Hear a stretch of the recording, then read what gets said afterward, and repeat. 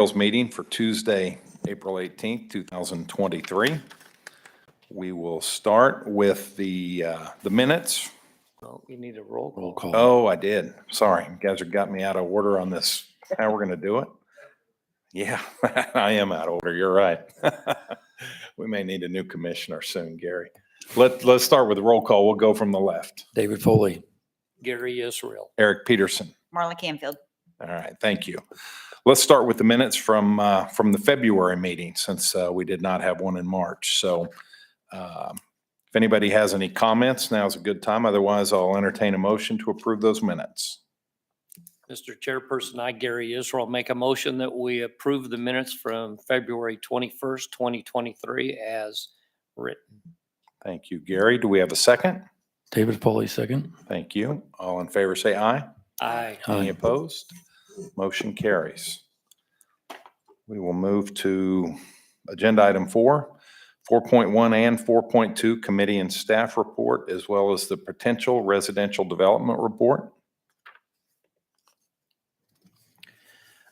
The residential report is showing some activity this month with the opening of the courtyards at Cornerstone and the second edition at Heritage.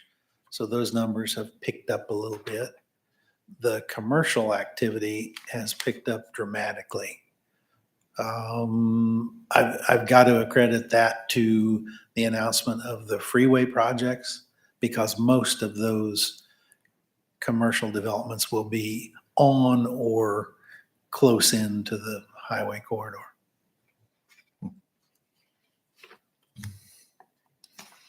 Any comments or questions on that? Anybody? No. All right. We're going to stay right in order. All right. Good to have you here, Brian. All right. We're going to go with agenda item 5.1, the zoning amendment for the Cornerstone preliminary PUD. KZ-PUD 23-0001. We would like to welcome everyone interested in this hearing and lay out a few ground rules. It is important that you present any facts or views you have as evidence so that an informed recommendation can be made by the Planning Commission to the governing body for their final decision. By state statute, the governing body does not have to hold another public hearing on the matter, although they may listen to whomever they wish. You will be asked if there is any new information which was not heard at this hearing. It is to everyone's advantage if you present all the necessary information at this hearing. After the city's zoning administrator provides the commission with background information, I will call upon the applicant. Public comments will be heard following the applicant. Once all have been heard, the applicant will have an opportunity for final comments. The Planning Commission will close the hearing to public comments and will then consider the 14 factors on which to base their recommendation. During this time, the commission may direct questions to the applicant, the public, and/or city staff.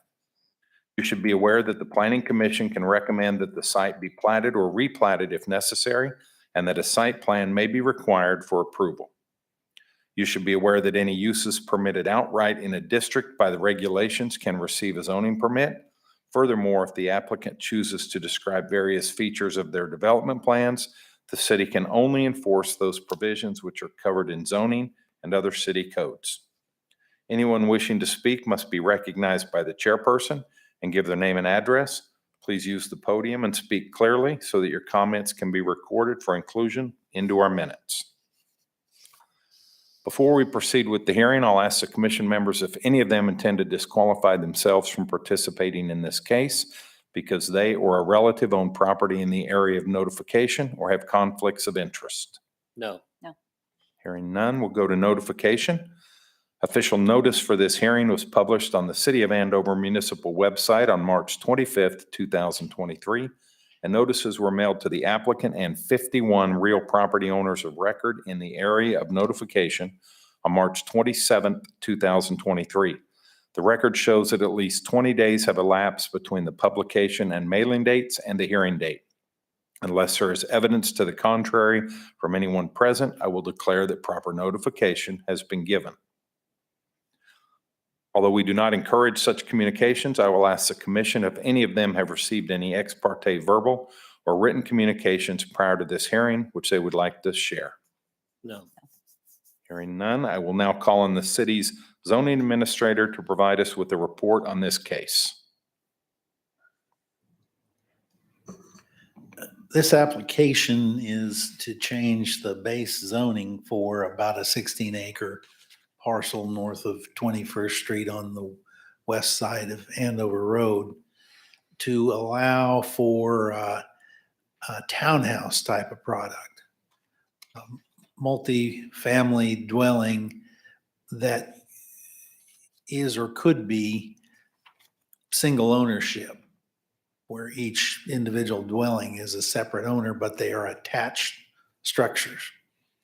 It provides for a little bit higher density than the existing SF3 zone, but it's just a product that's new to Andover and really pretty new to the metro area. So something different, an alternative to the housing that's available currently, as our comprehensive plan suggests. Any questions for Les on that? There are some already in Cornerstone, aren't there? Closer to the school? Duplexes? Those are duplexes. That's two dwellings on one lot. These Okay. are attached dwellings, but the dwellings would be on individual lots. Okay, okay.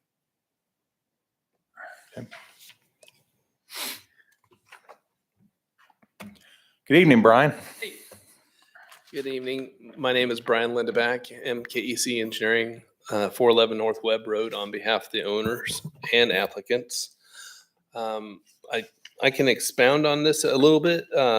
This property has changed a little bit in the past. Zoning has, and I'm sure you've read the report. You understand that it's evolved. This product is going to be a new product to the market, and I think it'll be a unique idea. They hope to cater to maybe some senior folks or folks that are maybe empty nesters, but it's not exclusive to that.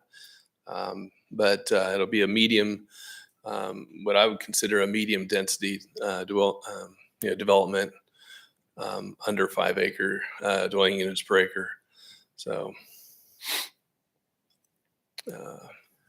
but you've probably seen some activity on the southern parcel that's owned by the same applicant, and they're pursuing that right now. And this will be an element to that project. It will be separated, but they will probably share some of the amenity space somehow. So.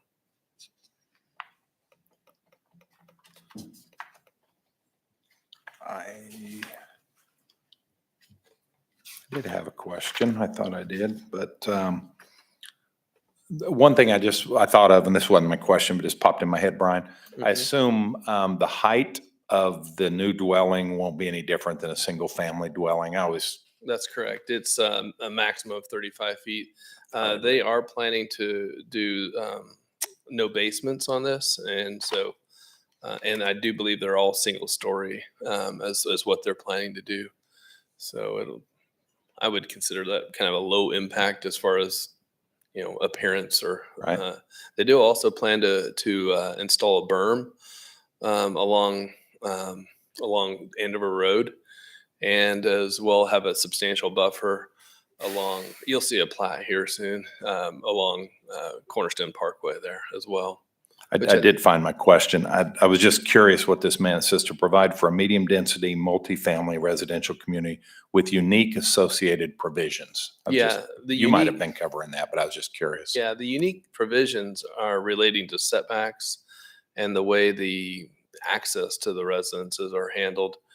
We've actually gotten inspiration from some projects out in California where they have these little courtyard spaces effectively as far as accessing the property.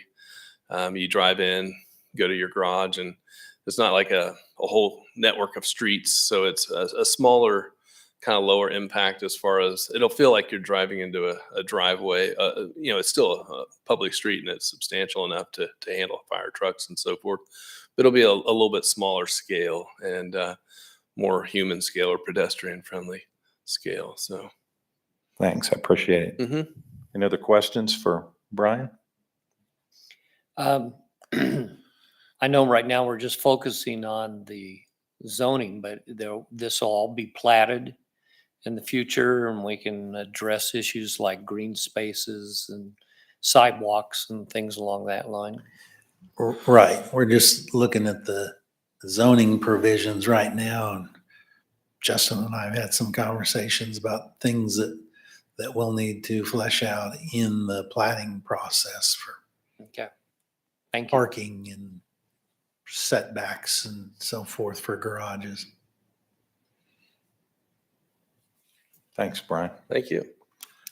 Are there any members of the public who wish to speak on this case?